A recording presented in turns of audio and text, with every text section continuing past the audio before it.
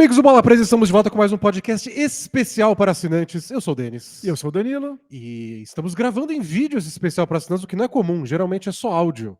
Porém, Feliz Natal! Feliz Natal a todos vocês que acompanharam a gente durante toda essa temporada, durante todo esse ano.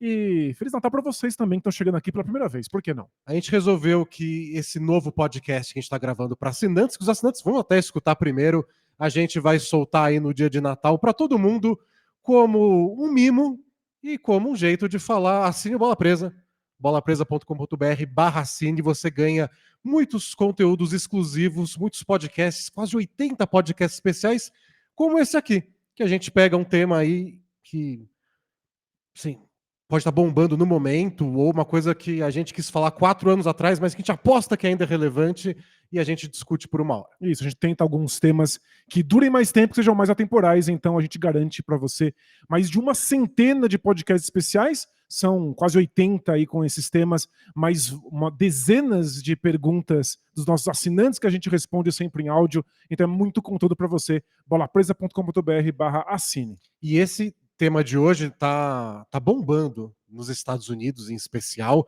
mas já transbordou para todo mundo que conversa sobre a NBA, que é qual o problema da NBA?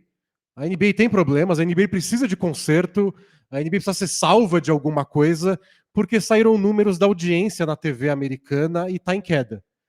E todo mundo usou isso de pretexto para falar, não, é isso que está dando errado. Os dedos estão apontando mais para a quantidade enorme de bolas de 3 pontos por jogo, mas estão aproveitando para falar de tudo. Então acho que é uma oportunidade para a gente falar, tem algo de errado? Se tem, o quê? Tem conserto? Precisa de conserto? As pessoas têm que estar desesperadas do jeito que parecem estar na internet? Porque acho que a primeira reação das pessoas que já estavam descontentes ao ver que houve uma queda de audiência foi achar que o responsável por isso são os motivos dos seus descontentamentos. A pessoa falar, eu não gostava disso, e é justamente por conta desse descontentamento que as pessoas não estão mais assistindo basquete. Gasta 5 minutos da sua vida em qualquer rede social que você vai ver qualquer argumento. O jogo não começa na hora certa. É fuso horário. É porque os jogadores mudam de time. Porque tem muito campeão diferente. Porque tal time é ruim. Porque tal time é bom. Porque o marketing não é bem feito. Não tem, sim, não tem limites das explicações que já encontraram. Como eu falei, a que mais se repete é não dá mais, é só bola de 3, os times são todos iguais. Isso, acho que E a gente vai atacar esse argumento hoje. não é só que as pessoas reclamam, que algumas pessoas reclamam das bolas de 3 pontos, mas é também achar que o jogo virou só isso. Que os times só arremessam bola de 3 pontos e que todos os times são uniformes idênticos porque estão tentando arremessar bolas de 3. Acho que esse é o problema principal. Tem também gente que reclama que as estrelas sentam demais, que tem muitas lesões, gente reclamando de muito lance livre. Acho que dá pra gente fazer uma passagem aí por várias dessas reclamações, desses descontentamentos, e se focar nas bolas de 3, que eu acho que é o mais crucial.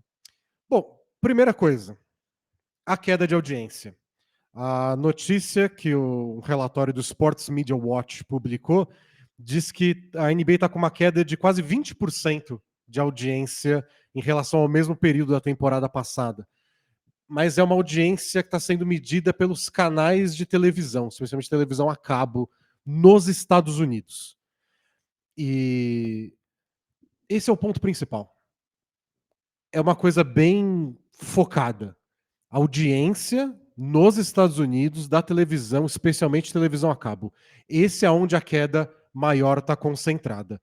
O Adam Silver, comissário da NBA, disse que sabe disso, mas não está tão preocupado porque ele acha que o streaming está ganhando muita importância e a partir do ano que vem, quando entra em vigor o novo contrato da NBA com as televisões nos Estados Unidos, todos os jogos vão estar disponíveis em streaming. Então, todos os jogos que passam na ESPN, na ABC ou na NBC nos Estados Unidos vão estar disponíveis nas plataformas de streaming dessas redes e tem o contrato novo com a Amazon, que é só streaming. E aí as TVs locais também têm contratos novos de streaming, então o Adam Silver já acha que isso vai resolver boa parte do problema. E ele está amparado aí por números de como o streaming tem engolido a televisão, especialmente nos Estados Unidos. Então, a TV a cabo, em 2020, ainda estava em quase todos os lares dos Estados Unidos e tinha a maior parcela de tempo que as pessoas gastavam na frente de televisões. Em 2023, não só o streaming já está só pouco acima da metade dos lares dos Estados Unidos, mas também a maior parte das pessoas fica na frente da TV no streaming. Tem menos gente assistindo TV a cabo do que streaming a partir de 2023. E é uma tendência que está se reforçando. 2024 certamente foi maior ainda. E se você pega outros esportes nos Estados Unidos, a maior parte deles está em queda de audiência. Vale para beisebol, para hóquei. Futebol americano está tendo uma alta recente, a exceção. As exceções é a NFL, está num momento de crescimento de audiência. A WNBA teve um crescimento grande nessa última temporada, mas tudo muito concentrado. As principais audiências do ano são os jogos da Caitlin Clark, que foi a primeira escolha do draft, fenômeno Caitlin Clark, o que significa que no ano passado o basquete universitário americano feminino tinha recordes, né? Teve recorde e está em 40% de baixa nessa temporada, nesse comecinho agora, porque não tem mais a Caitlin Clark.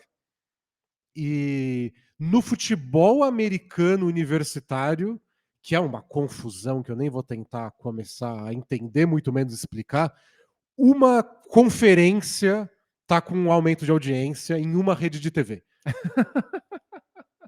Eles transmitem lá no horário que está em alta. O resto está tudo em queda louca. Então é isso, tem duas exceções. De resto, qualquer esporte, qualquer horário, qualquer época do ano, está caindo. E mesmo com esses números, que já não é desse ano que está caindo, a NBA acabou de fechar com essas mesmas redes de TV um acordo multibilionário pela próxima década. Ou seja, nem as TVs se intimidaram. E teve briga de gente nova, a Amazon, que eu citei, por exemplo, entrando, arrancando a TNT do negócio. Por que está todo mundo tão se importando tanto com essa queda de audiência se as próprias TVs estão pagando caro para ter esse produto que teoricamente está em baixa? É porque é isso que é interessante. As televisões estão tendo menos audiência. Naturalmente, por causa de uma mudança cultural, uma mudança de comportamento do público. Mas isso não quer dizer que as pessoas não assistam televisão. É que elas assistem televisões em circunstâncias muito específicas. Uma delas é justamente o esporte. Perdeu muito sentido você usar a televisão aberta ou a televisão a cabo para assistir uma série se ela está disponível no streaming.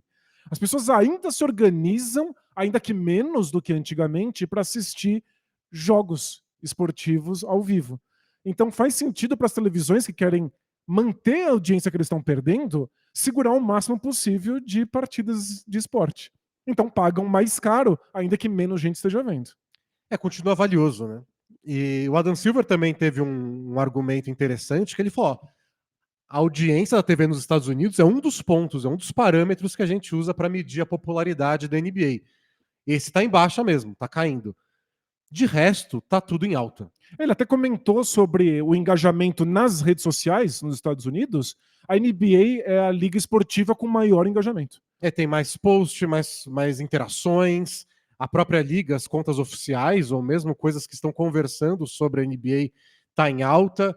Os ginásios, né? As últimas 2 temporadas foram recorde de público na história da NBA, então são mais ginásios entre os 30 da NBA ficando lotados todos os jogos. A gente tem que fazer um asterisco aí, de que o próprio Adam Silver comentou. A liga não é feita para quem está nos ginásios.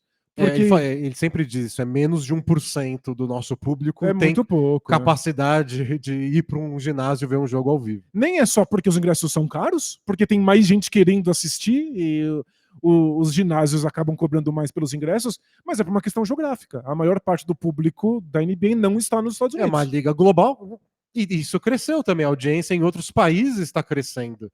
É importante encher ginásio? Porque faz parte do dinheiro que os times recolhem, faz parte do espetáculo. Da atmosfera, né? Não vai ser legal. Não, tem 1 bilhão de pessoas na Ásia assistindo. O ginásio está vazio. Também não... Seria esquisito até. Estraga um pouco da magia da coisa.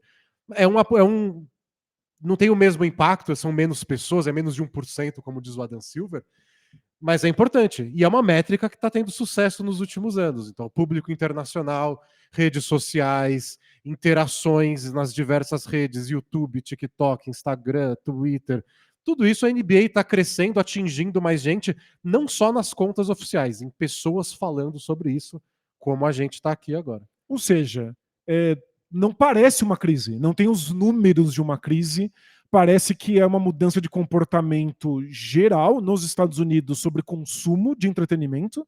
O próprio Adam Silver deixa bem claro, NBA é entretenimento, então deve ser tratado como tal. Também diminuiu o consumo de entretenimento, séries, filmes, novelas na TV a cabo e na televisão aberta.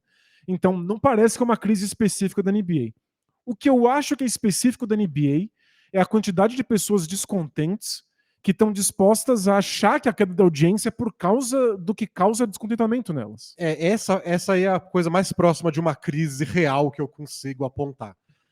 Que é uma notícia que indica alguma coisa não indo tão bem, a TV, criou uma onda de pessoas dizendo: eu sabia, porque é esse o problema. E eu acho que a gente até viu no Brasil, com assim, bastante impacto, pessoas falando, eu sabia, porque eu também não gosto, ou eu também não assisto mais, ou eu também parei de assistir, ou eu parei de cobrir. Tem aí algumas vozes importantes que já tinham ressalvas com a NBA e aproveitaram esse momento para se pronunciar.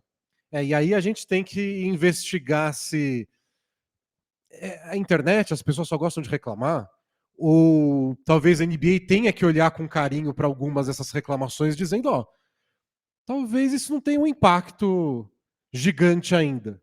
Talvez o único impacto mensurável seja o da audiência da TV por outros motivos. Mas ninguém está perdendo a chance de ir lá dar uma cutucada. Se a gente está argumentando que não está tão ruim assim, por que tanta gente está afim de dar uma cutucada? E eu vi uns analistas nos Estados Unidos dizendo que a NBA tem uma particularidade mesmo, que é a quantidade de analistas, de pessoas que trabalham nas televisões, mesmo nas televisões a cabo ou nos streamings, que criticam a NBA. E que esse é um fenômeno estranho, porque, em geral, quem trabalha com NFL ou NHL ou beisebol defende o esporte com unhas e dentes. O que causa um efeito que o público também defende. Ninguém está aí dizendo que a audiência do beisebol caiu porque a liga é uma porcaria. Imagina, as pessoas ainda continuam defendendo o esporte. Tem algo a ver com o fato de que alguns analistas são muito críticos. Então, E aí cabe uma análise de por que isso acontece, porque é uma particularidade, faz parte da NBA. Eu nunca achei isso ruim. Pelo contrário.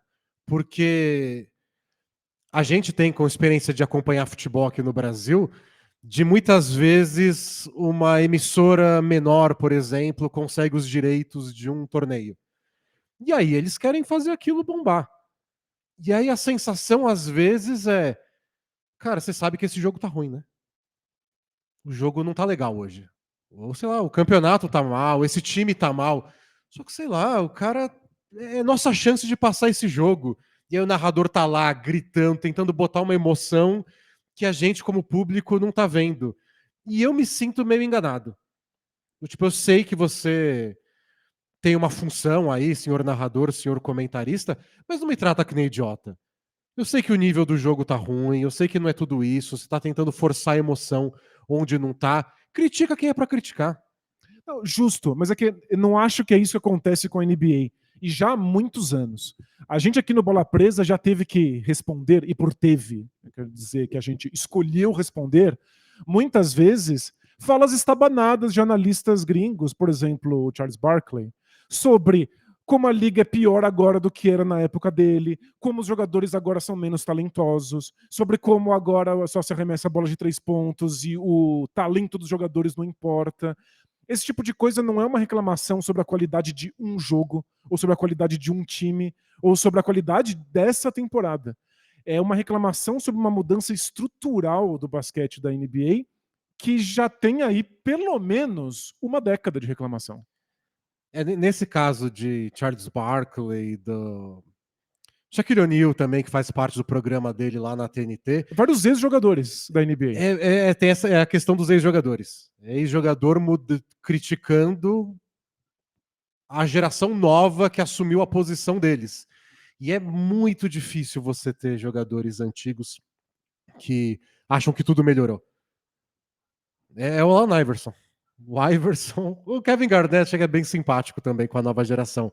Mas, em geral, o que eles fazem de esforço para achar problema, e que não É, é do mesmo jeito, e que não tem a mesma importância que tinha. e eu acho que tem uma questão que é próprio da NBA e do basquete em geral, que é, eu não consigo pensar numa liga esportiva, num esporte mesmo, numa prática esportiva, que tenha mudado tanto em 10 anos.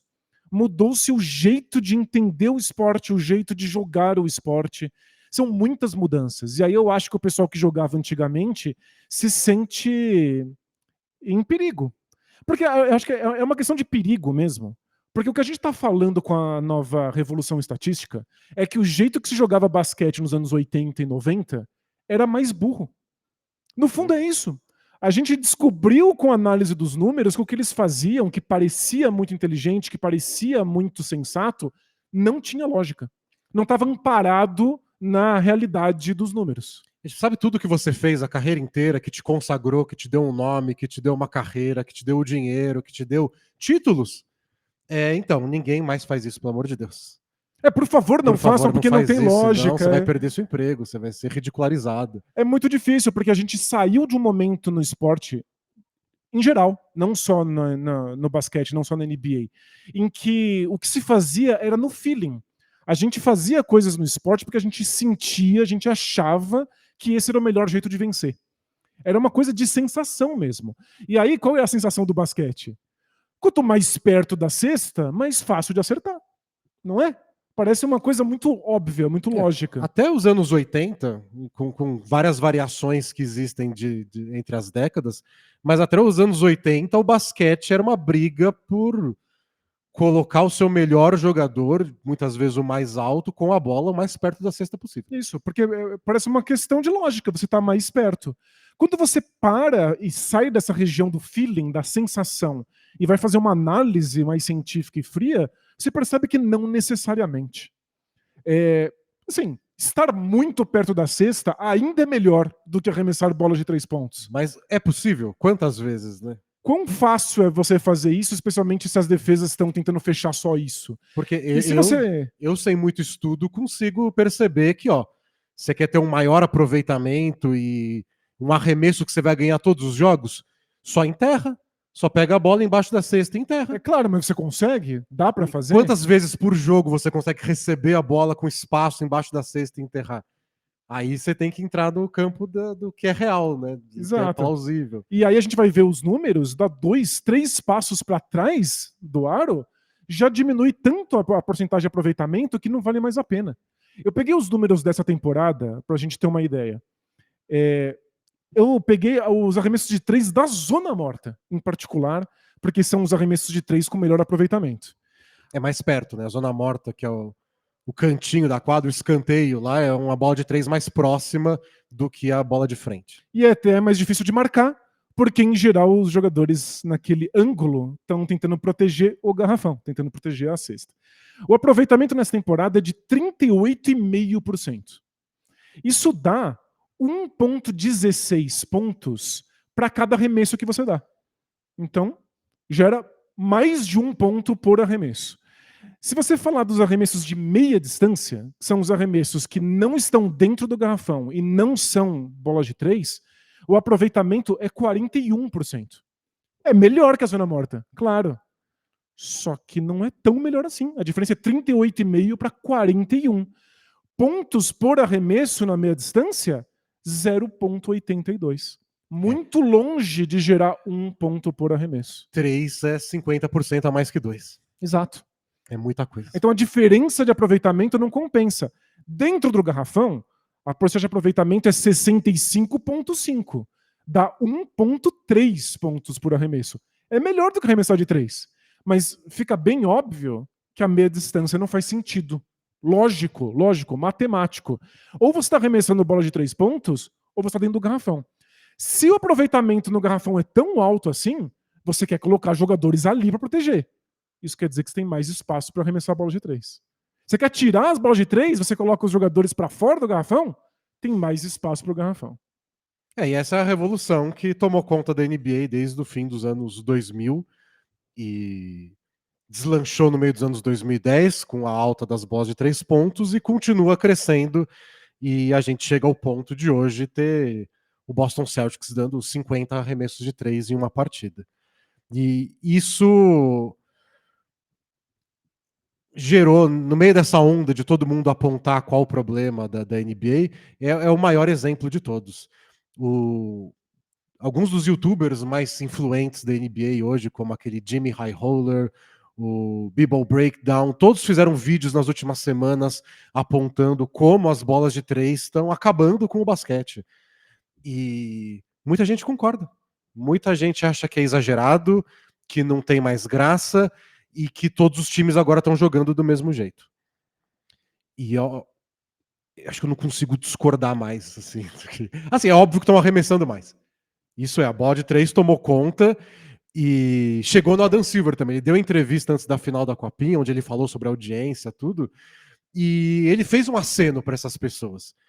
Ele falou que ele ouviu de muita gente, incluindo jogadores, que não é uma coisa que é única da NBA, segundo o Adam Silver, mas de que os analytics, essa análise dos dados que você acabou de fazer, começou a ficar muito controladora.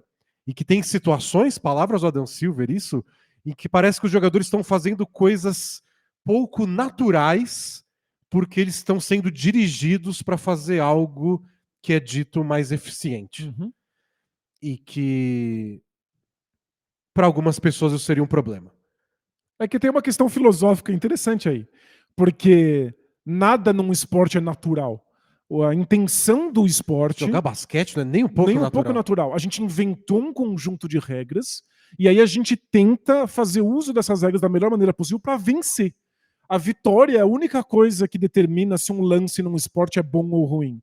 E aí, se você pode usar números para determinar o que te deixa mais perto da vitória, você faz mais isso.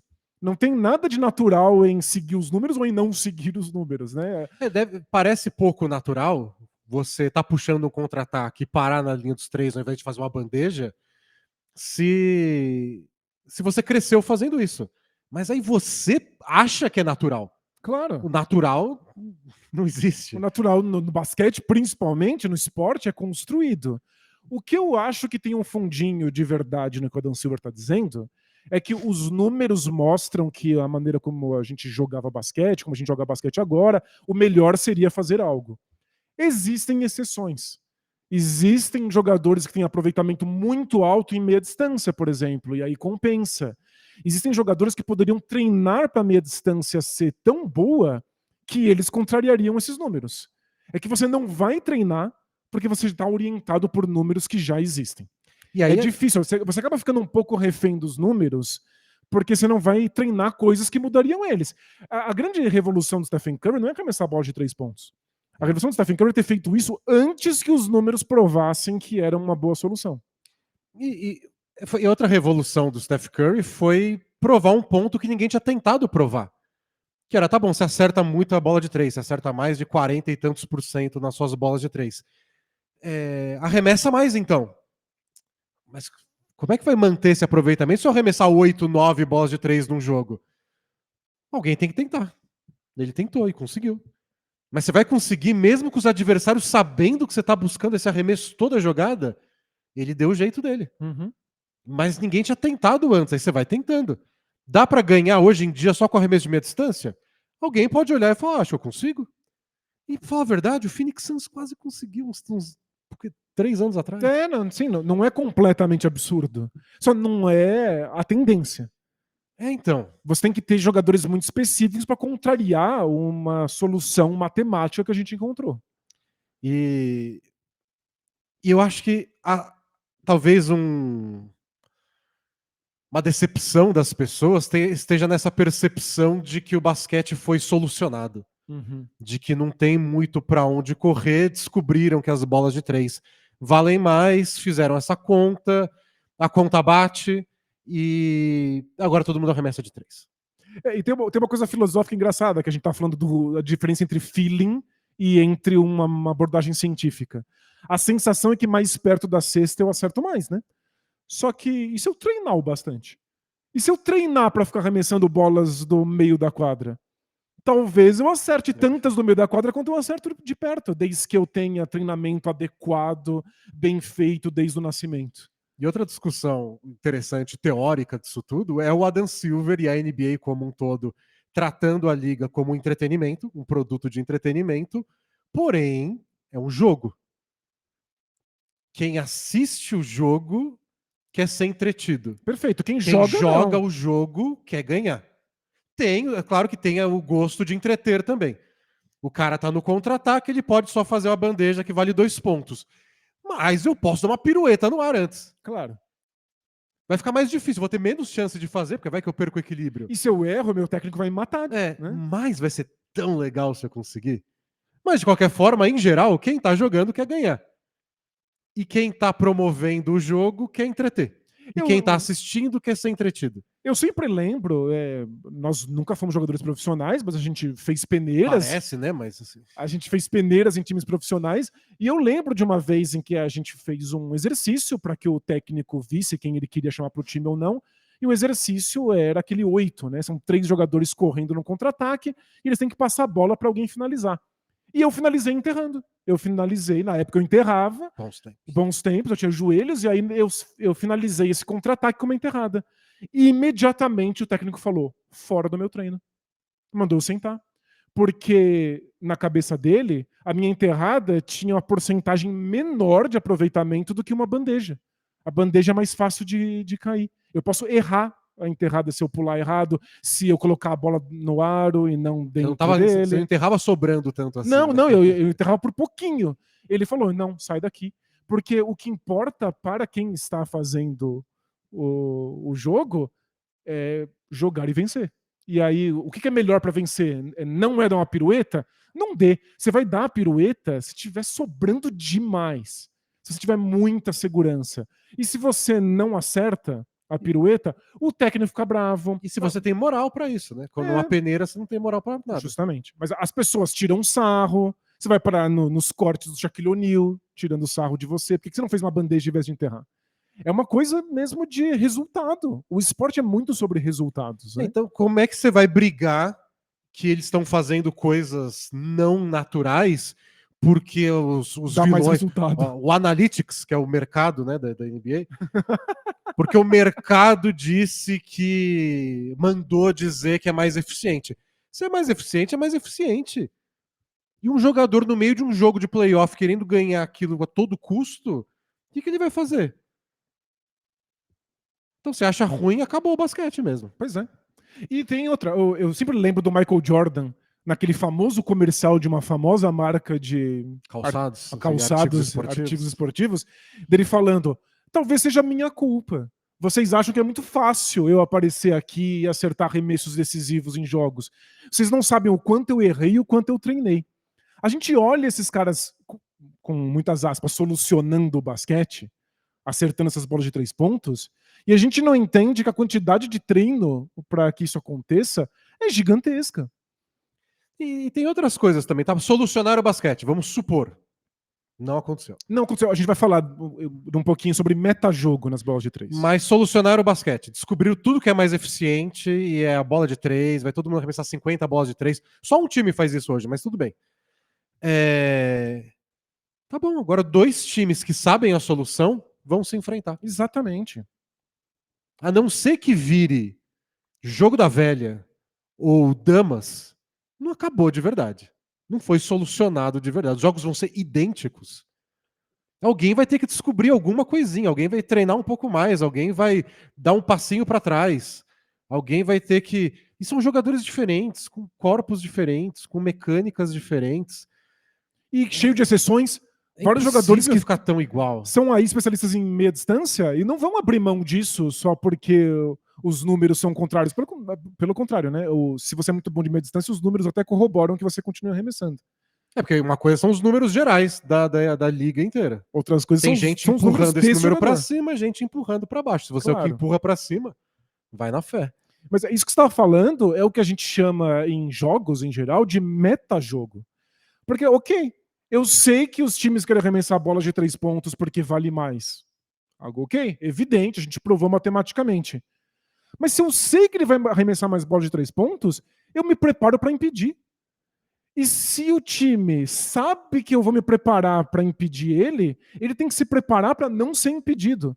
Então você começa um outro jogo, acima do jogo, que não é sobre arremessar de 3. É como eu vou continuar arremessando de 3 com o meu adversário sabendo que eu vou fazer isso. E aí que eu fico muito confuso.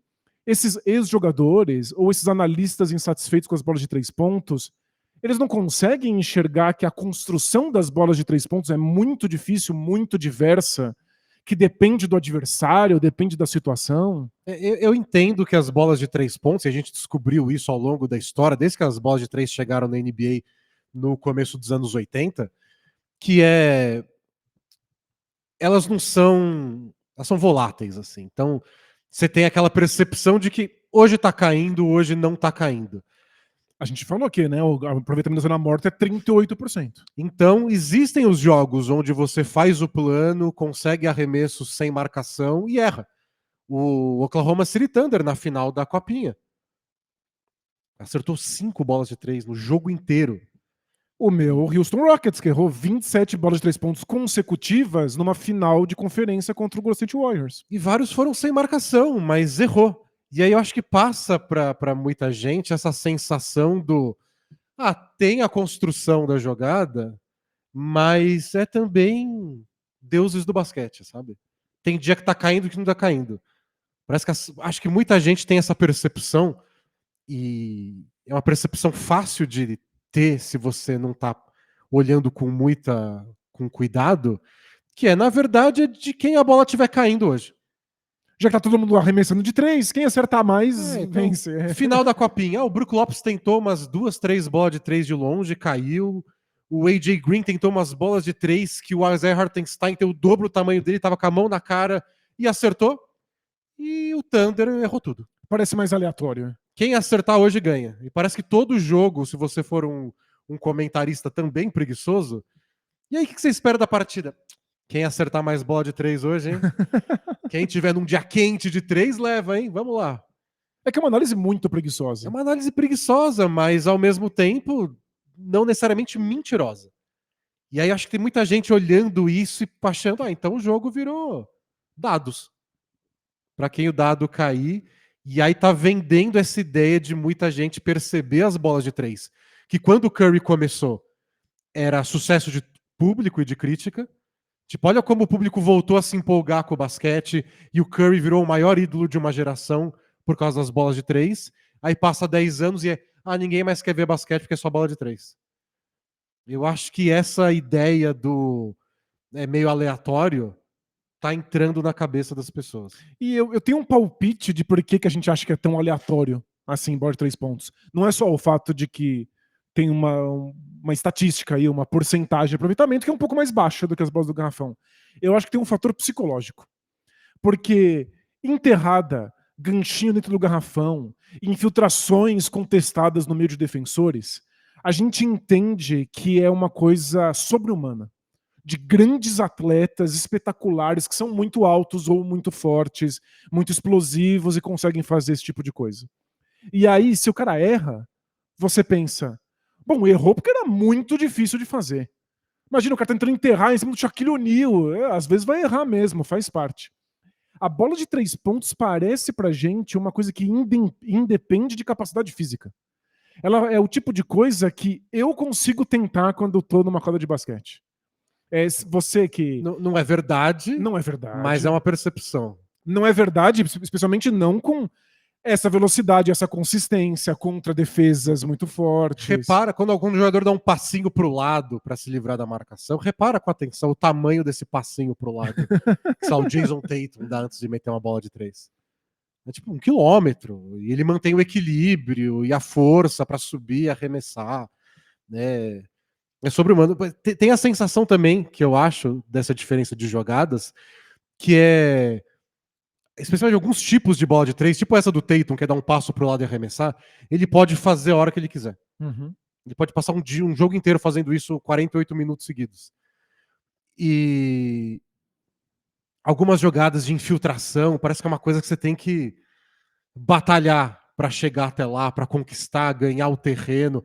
A bola de 3, se o Lillard quiser parar no meio da quadra e arremessar toda hora, o que o adversário pode fazer a respeito, sabe? Então, Parece mais simples parece mesmo. mais simples, não necessariamente é.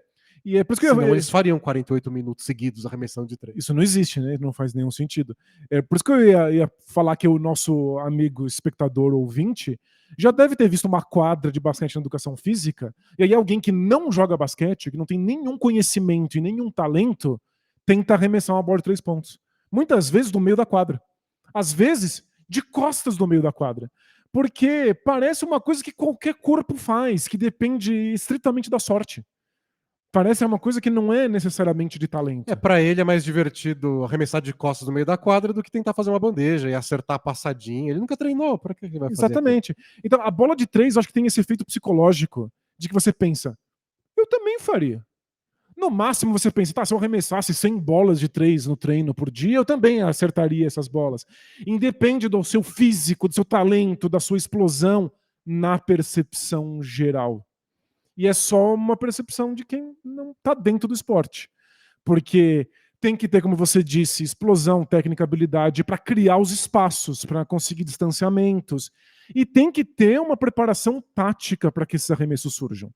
Com exceção de uma coisa, que eu acho que também gera muitas críticas, que é o arremesso de 3 da transição. Eu acho que isso enlouquece o público leigo. Às vezes o não leigo também, dependendo de qual arremesso na transição. Tem uns que eu acho que a bandeja tá lá. O ponto por arremesso dessa bandeja é 1,99. E o cara preferiu um ponto não sei o que do arremesso de 3. Eu acho que às vezes tem um julgamento também, e acontece bastante nessas bolas de 3 na transição, de que é culpar a bola de 3 por uma decisão errada de um jogador em quadra. Que é uma coisa que existe desde o primeiro jogo de basquete e vai existir até o último. As decisões O cara vai tomar uma né? decisão, tipo, eu vou arremessar agora, vou passar pro lado, vou driblar, vou... E aí às vezes escolhe a coisa errada. Hoje, como a bola de 3 é mais presente, muitas vezes a decisão errada é arremessar de 3. E às vezes não é óbvio que é uma decisão errada, mas você pode achar que sim. Perfeito. Mas é o cara escolhendo o que fazer na hora entre inúmeras possibilidades. E agora a bola de 3 é só uma possibilidade maior do que já foi no passado. Mas tem muitas vezes em que a transição, como a tendência dela, né, é correr em velocidade contra uma defesa despreparada, a tendência dela é terminar no garrafão com uma bandeja, as defesas correm desorganizadas, desordenadas, para dentro do garrafão. Assim, eu não sei quem eu deveria estar marcando numa transição. Eu sei que eu preciso proteger a cesta, então você corre para perto do aro e fica ali. E aí, se você para na linha de 3 pontos, é um arremesso livre. E é um arremesso momentaneamente livre. Mas o que o Mike D'Antoni mostrou pra gente, um dos pioneiros a fazer isso aí na década passada, é que... Retrasado. Passou bastante tempo. A gente tá ficando velho, né? É que muitas vezes os primeiros segundos da posse de bola são os melhores arremessos que você pode ter. Porque se você abre mão desse arremesso nos primeiros 3 segundos, que seria parar na linha de 3 pontos para arremessar, a defesa adversária vai se organizar e aí você vai tentar construir novas jogadas e não vai sair nada. Porque tem boas defesas. As defesas vão tirar de você o espaço até para a bola de 3 pontos. Então é difícil você abrir mão de um momento em que você está livre. O jogador percebe que ele está livre e fala, vou arremessar. Independe se eu gastei 3 segundos. Independe se não teve uma construção de jogada, isso aqui é só transição. É um arremesso livre que eu posso dar. O objetivo não é arremessar livre? Então vamos fazer. Eu acho que, em geral, é isso que aconteceu. Mas vários dos lances que o pessoal fica bravo na transição é que tem mais espaço ainda. É ter a bandeja, é o cara parar. Às vezes nem é o cara que tá com a bola. Está acompanhando o contra-ataque, aí você para na linha dos 3, esperando o passe pro lado para arremessar e é tipo, faz a bandeja. Faz o 8 da peneira. Mas é uma decisão, porque eu acho que se você medir isso também pelos olhos da matemática, dos analytics, ele também vai falar, sim, se você tem uma bandeja sem marcação, faz a bandeja sem marcação. Ela é muito melhor. As estatísticas mostram, você faz mais pontos por arremesso dentro do garrafão. E essa conversa da conta foi fechada é uma conversa muito ampla, é uma conversa muito aberta. Tem situações específicas que dá para ir lá pentelhar e falar, não, se faz isso, mas eu acho que não deveria fazer. E faz outras contas, experimenta outros times com outros jogadores. E acontece bastante. É arremesso final de um jogo em que está perdendo por 1 ponto. Por que você vai arremessar uma bola de 3 pontos? O aproveitamento dela é sozinho, se você pensar só naquele arremesso, mais baixo. E sabe uma coisa que os analytics tentaram emplacaram, e muita gente já está dando para trás? O famoso 2 por 1. Então você tá com a bola e faltam 30 segundos para acabar o período. 24 é o cronômetro de arremesso. De posse de bola. Então o que o pessoal dos números falava muitos anos atrás, alguns ainda falam, é arremessa rápido. Porque aí você vai ter 2 arremessos. Você arremessa rápido, o time adversário faz um 24 segundos, você ainda tem mais um arremesso para dar. Aí você tem mais 5 segundos para passar a bola, correr na frente. Então você vai ter 2 arremessos, o adversário vai ter 1. A expectativa de pontos para cada arremesso é ponto não sei o que, vale a pena. O que muita gente começou a perceber na prática é: eu dei um arremesso corrido forçado, que é muito ruim, portanto tem pior aproveitamento, para depois ter o direito de correr por 4 segundos e dar um outro arremesso ruim e forçado. Olha, não sei se os pontos esperados por arremesso são esses mesmos. Exato. Eu tô achando que não é 1 ponto não sei o que, 0.9. Eu tô achando que é 0.3 para um e 0.4 para o outro. Não é melhor eu só respirar fundo e fazer uma boa jogada que eu treinei? Então tem técnicos que já não incentivam tanto isso. Sem contar a chance de você não pegar o rebote se o adversário errar o arremesso dele e você ter corrido antes à toa. Então já é uma coisa que é só você dar um valor diferente para esse arremesso que o resultado final da conta é outro. Então também isso não está fechado, não é uma matemática pronta. Assim, os números estão aí para que a gente analise e considere se vale a pena, se faz sentido, quais são os contextos específicos, particulares. E acho que essa é a graça do momento em que a gente vive na NBA, é que todos os times têm muita informação. E ter acesso à mesma informação não significa que eles são idênticos. Porque eles analisam diferente, eles tomam decisões diferentes amparados por essas informações. Os times querem arremessar a bola de 3 pontos, alguns mais, outros menos. Alguns estão mais do garrafão, outros menos. E mesmo os que querem arremessar bolas de 3, tem que encontrar maneiras distintas para fazer isso, dependendo de quais são os seus jogadores disponíveis. E essa discussão, para mim, é o ponto principal, é o que mais tem, é o que mais me fez subir o sangue em todas essas conversas, que é o argumento de que tá todo mundo fazendo a mesma coisa. De que os times são iguais. Que os times são iguais e que não dá mais para perceber a diferença entre um e outro. Eu li no Twitter alguém dizendo que se a imagem tivesse em preto e branco, eu não ia reconhecer um time ou outro, porque eles só fazem as mesmas coisas. Nossa, isso é tão absurdo, assim. A gente que acompanha muito de perto, com muito afinco, e gostamos da parte tática, se você me dá só bonequinhos como se fossem de futebol de botão, fazendo as jogadas para arremessar a bola de 3 pontos, assim, sem jogador, sem nome dele, sem uniforme, sem cor, eu sei te dizer quais são os times. Vários deles são bem idiosincráticos. Sim, assim, são bem únicos. Os playbooks, os livros de jogadas que geram esses arremessos são muito específicos, a gente reconhece eles só de bater o olho. E isso para mim é... Eu tive essa discussão com vocês assinantes lá no nosso grupo no WhatsApp, e alguns concordaram comigo, mas falaram: tá, mas e para quem é um público mais leigo, que não está acompanhando, que não assiste todos os jogos? Mas aí, se você não consegue perceber a diferença porque é o leigo, por que então essa questão tática está te impedindo de assistir basquete? O leigo que não percebe que as bolas de 3 pontos são diferentes entre si, percebia que os arremessos de meia distância eram diferentes entre si nos anos 80, 90? Tem uma série, são várias séries famosas do final da NBA entre Boston Celtics e Los Angeles Lakers nos anos 80. E se você assiste o jogo, é engraçado, porque é o que está acontecendo hoje. Os dois times só queriam uma coisa: chegar perto do garrafão. Uhum. O Lakers com o Kareem Abdul-Jabbar, o Celtics com o Kevin McHale e com o Robert Parrish, mas eles têm jogadas muito específicas com o mesmo intuito: eles receberem a bola bem posicionados perto da cesta. O Celtics usa uma jogada que usa 2 corta-luzes, esses jogadores recebem os corta-luzes e passam para frente. O Lakers usa um corta-luz dentro do garrafão para o Kareem já sair e receber o passe de cara. O objetivo é o mesmo. As jogadas são completamente diferentes. Claro. Você vai dizer que eles jogam igual? Se o leigo não consegue perceber como é que a jogada é construída, ele não consegue nem de 3 nem de 2.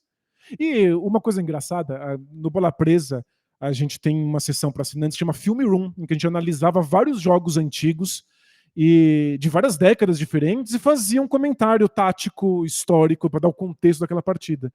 A gente assistiu aí, por curiosidade, um jogo que não foi espetacular do Michael Jordan.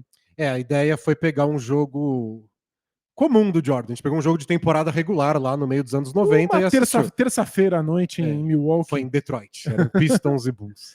É um jogo completamente comum. Porque a gente tá muito enviesado quando a gente pensar em década de 80, 90, com os grandes jogos históricos dos melhores jogadores.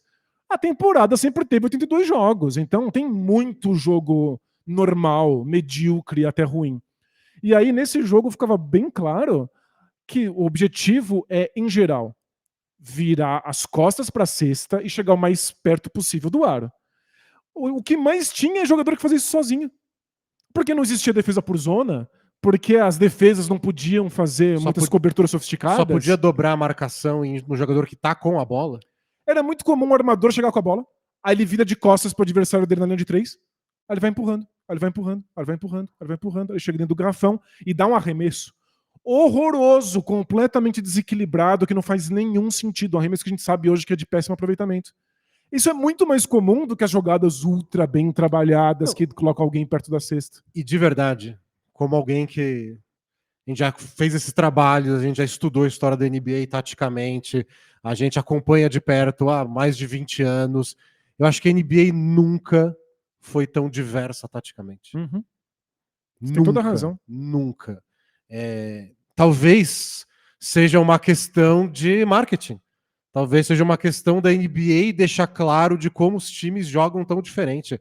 Mas eu não consigo conceber que alguém assistiu o Denver Nuggets ser campeão da NBA em 2023 e ver o Boston Celtics campeão da NBA em 2024 e falar, é a mesma coisa, né? São times muito, muito radicalmente diferentes. Nossa, mas não tem nada. O que tem em comum é 5 jogadores de cada lado que jogam basquete. Jogam basquete e são muito bons. De resto, como eles constroem jogada, como as bolas de 3 nascem. Nem vamos entrar no mérito do Boston arremessa mais de 3 que o Nuggets. O Nuggets podia arremessar o dobro de 3. Como as bolas nascem é completamente diferente. O Celtics não põe gente no garrafão. O Nuggets tem o Jokic. A gente tem agora o Memphis Grizzlies, que vai virar tema do podcast no futuro próximo. É o time que menos faz pick and roll nos últimos 30 anos. E tá aí, tá tendo sucesso. Tem de tudo, tem vários jeitos diferentes. Tem um time que é dedicado à meia distância. Tem o Cleveland Cavaliers com 2 jogadores de garrafão. Tem jogador alto comandando o ataque, tem jogador baixo, tem jogador que tem time que arremessa muito da zona morta e os arremessadores ficam lá esperando. Tem time que fecha o garrafão e deixa arremessar a bola de 3. Tem time que dobra e faz blitz em pick and roll o tempo inteiro. Tem time que marca por zona. Tem time que nunca marca por zona. É que nunca, acho que hoje em dia não tem mais. Mas que marca muito pouco por zona. Tem, no desespero, times buscando soluções táticas defensivas em outras ligas de basquete. Lembra quando surgiu o Box and One, que é um tipo de marcação típica de ensino médio nos Estados Unidos? Começaram a usar para marcar o Curry. E tem o Thunder que popularizou, isso sempre existiu no basquete, né? Mas criou um sistema ofensivo que era baseado em corta-luz de armador para armador, de baixinho, para gerar infiltrações infinitas. É um time que está fazendo sucesso, enfrentando, sei lá, o Minnesota Timberwolves, que joga de outro jeito. Uhum. Então, vasto. Já foi uma liga em que não tinha mais pivô, que os pivôs tinham morrido. Aí, de repente, tem pivô e MVP. Aí tem time que usa 2 pivôs simultaneamente. E tem time que não usa pivô nenhum. O Thunder mesmo, muitas vezes, joga sem pivô e joga melhor. Enquanto isso, tá lá o Cavs com 2 pivôs simultâneos. Assim, tem de tudo. E eu acho que você matou a charada quando falou que é uma questão de marketing. Porque se você coloca só o melhor momento, se você simplesmente coloca uma coleção de 10 arremessos importantes do jogo de ontem, possivelmente você vai ver aí 7 bolas de 3 pontos. E se você tá vendo só o melhor momento, você não viu como esse time construiu essa bola, como é que foi a rotação de bola. as nuances, as diferenças desaparecem. Mas até aí, se eu te mostrar 10 arremessos de meia distância dos anos 90, você também não vai saber diferenciar. Vão Pois ser é. todos muito próximos. Tem o desenho dos arremessos, o mapa dos arremessos de hoje em dia é meio padronizado, os times estão buscando isso pela eficiência. É isso, é bandeja, né? Ou seja, arremessos dentro do garrafão e bola de 3. E no passado também tinha deles. Os arremessos dos anos 80 também eram parecidos em geral, e dos anos 90 também. E aí tinha as diferenças entre as equipes. E hoje tem isso também. É o Pacers acelerando o jogo, pelo menos o Pacers do ano passado. E aí o Haliburton ia lá e dava passes que atravessavam a quadra inteira para chegar no ataque mais cedo, e muitas vezes gerava uma bola de 3. Uhum. Sim, que nasceu de um jeito que o Thunder jamais faria. Ou que o Hawks jamais faria. Ou que o Knicks jamais faria. O Knicks bota a bola na mão do Jalen Brunson e deixa ele usar um monte de bloqueio e procurar a meia distância, e depois ele vai para a linha dos 3. É outra coisa. Eu fiquei bem assustado, estou bem assustado com várias dessas análises dizendo que não tem mais variação tática. Ontem você me passou um comentário uma lista de comentários, né, de reclamações que alguém fez numa notícia, e tinha esse argumento de que tem estratégias limitadas, porque acaba em bola de 3, então é tudo igual. E assim, isso é urgente. Eu acho que isso, se eu tivesse na mesa com a Adam Silver, eu ia bater nessa tecla. Eu ia falar, ó, a gente está tendo uma época bem rica taticamente e ninguém está percebendo. Vamos vender mais isso. A reclamação em particular que eu encontrei era um cara falando que existia estratégias limitadas, porque tinha ido embora o conceito de post-up, jogar de costas para cesta, defesa de mano a mano e jogo de meia distância. E assim, nenhuma das três afirmações É verdade. é verdade. Assim, para começar, a NBA ainda tem um jogo de costas para cesta, menos do que nos anos 90, teve. mas ainda existe. Ainda tem armador que joga de costas para cesta. O Cade Cunningham joga muito de costas para cesta justamente porque tem armadores que não fazem, aí ele vai lá e faz e passa a ser valioso. Defesa de mano a mano ainda existe, mas hoje em dia é mais difícil de fazer. Porque defesa de mano a mano, você põe um corta-luz, cria um espaço gigantesco por arremesso de 3. Então os times têm que fazer tipos diferentes, novos de defesa. Mas e quando ficou moda trocar a marcação e tudo ser marcação individual? Não reclamavam também? Reclamava. Eu acho que as pessoas só reclamam. E Ou a gente só dá atenção demais para quem reclama. Meia distância tem times que são dedicados a isso. Tem times que arremessam muito de meia distância. O Kings, por exemplo, nessa temporada. Mas eu acho que o mais importante é que, para além desses conceitos que ele está reclamando, existe muita variação tática em outras coisas. Mesmo se tivesse desaparecido a meia distância, alguma coisa substituiu a meia distância. Pega, sei lá, tem times que exageram nas bolas de 3. Tem, exageram, assim, juízo de valor aqui, mas times que arremessam demais bola de 3. Tem.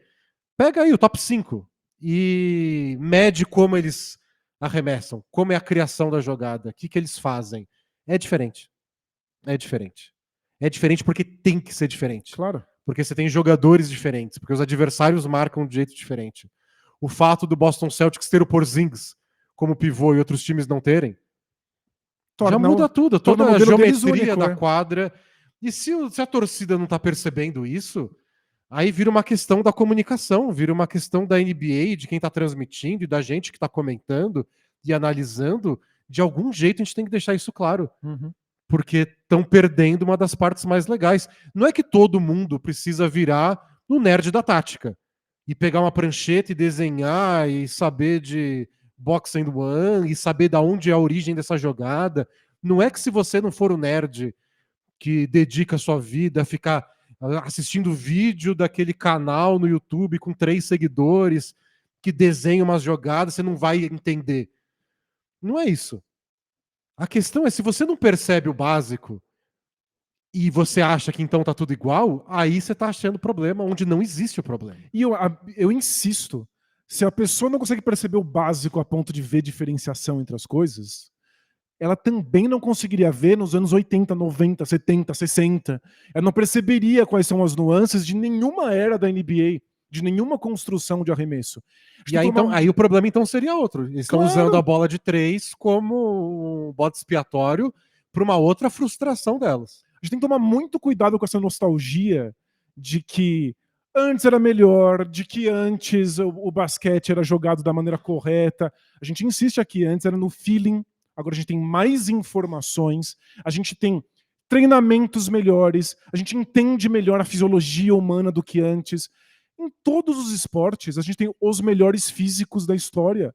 Os recordes das Olimpíadas são sempre batidos, porque os atletas estão cada vez melhores.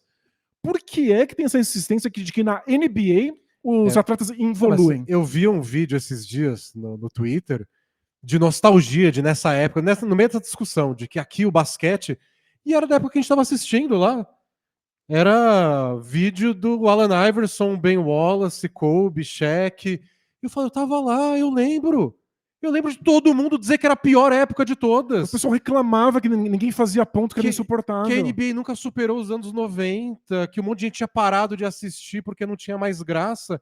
E agora a nostalgia com isso? Não sou trouxa também. Pelo amor de Deus. Mas sabe o que me enlouquece? É uma nostalgia muito específica que vem desde os tempos de James Harden no auge no Houston Rockets, que é lance livre. Porque na lista de reclamação, tem aqui o pessoal falando, tem lance livre demais, a NBA fica protegendo as estrelas. Eu fui atrás dos números. E a verdade é que os lances livres diminuíram. É porque bola de 3 traz menos lance livre. Geralmente falta, vem infiltração, jogo de garrafão. Justamente. Eu peguei aí desde 2020 e a média de lances livres por time, por jogo, fica em 21.7, 21.8, 21.9. Tem uma exceção fora da curva, que é na temporada 2022, 2023, que foi 23,5 lances livres. Teve um belo do aumento. A NBA ficou preocupada, mudou as orientações para os árbitros, o número de lances livres começou a diminuir na metade da temporada passada. A temporada passada acabou com 21,7 lances livres por time por jogo. Se a gente volta aí na época áurea, os three-peats do Chicago Bulls, né, que eles ganharam 3 títulos, né, de 90 a 93, 91, 92, 93, depois 96, 97 e 98. As médias lances livres por time por jogo: 27.9, 26.7, 27.7, 26.4, 25.3, 26.3. Era bem mais, e era o Muito auge mais. do basquete no mundo. Tinha muito mais falta, porque era mano a mano, não podia ter defesa por zona, não podia dobrar fora da bola. E em jogos que acabavam 85 a 80. Os lances livres eram uma porcentagem muito maior dos pontos, né? Eu sempre lembro que o Jordan chegou a ter 11.9 lances livres por jogo na temporada 86 e 87. E o pessoal reclamando do Harden. Então, mas aí virou só o pessoal despejando frustrações, e aí a NBA teria que realmente se reunir e falar: a gente leva isso a sério ou isso é eterna nostalgia, eterna reclamação de que no passado era melhor? Porque eu voltei a ver nessas últimas semanas reclamação de os jogadores não são tão competitivos, eles são tudo amigos. Essa é uma mudança cultural mesmo. É uma mudança da sociedade. Mas falavam isso 15 anos atrás, quando o LeBron foi jogar com o Dwayne Wade. Sim. E a maior audiência da NBA nos últimos 20 e tantos anos foi na temporada 11 e 12. Com o LeBron no hit, que todo mundo reclamou que perdeu a graça. E aí depois teve pico de audiência com aquele Warriors devastador, que todo mundo reclamava que tinha acabado com a graça da NBA, porque a gente sabia quem ia ganhar. Porque era muito dominante, Warriors e Cavs iam estar sempre nas finais da NBA para sempre. Eu já sei quem vai pra final porque eu vou assistir. E tinha audiência boa. E aí, de repente... Ou seja, a gente tem que ouvir essas reclamações de verdade. Era sempre Warriors e Cavs vão estar na final. Aí, de repente, a gente tá numa liga que é completamente imprevisível, porque os times são muito equilibrados. Então, eu fico ouvindo essas críticas e não sei se a pessoa concorda com a crítica que ela tá fazendo. Ou se ela tá tentando falar, não, pra mim não é um problema, eu tô aqui assistindo, mas para as outras pessoas, já vi especulação de falta de carisma. Então, caras como Jason Tatum, né, que a gente brinca que não tem muito carisma, aí eles não atraem público. Já vi questão de estrangeiros. Vai cair a audiência dos Estados Unidos porque os principais nomes hoje em dia não são americanos, porque os americanos que deviam estar carregando não são tão carismáticos, não deram tão certo assim, como o Zion Williamson, o Ja Morant, que teve as polêmicas deles e lesões nos últimos anos. Pode ser, mas... Não, mas até aí, pra gente não interessa. Então, a gente não tá interessado em ter mais jogadores dos Estados Unidos. Então, mas pensando no argumento de por que caiu a audiência na TV americana, mas sei lá, tá tendo Antetokounmpo contra o Jokic, aí o cara não vai ver porque o maluco não é americano? Então, se ele é um problema real? A NBA tem que se preocupar com isso? E se ele não Acho quer que ver não. porque os caras não são dos Estados Unidos, eu tenho uma má notícia. Assim, a NBA é o menor dos problemas desse indivíduo, né? Exatamente.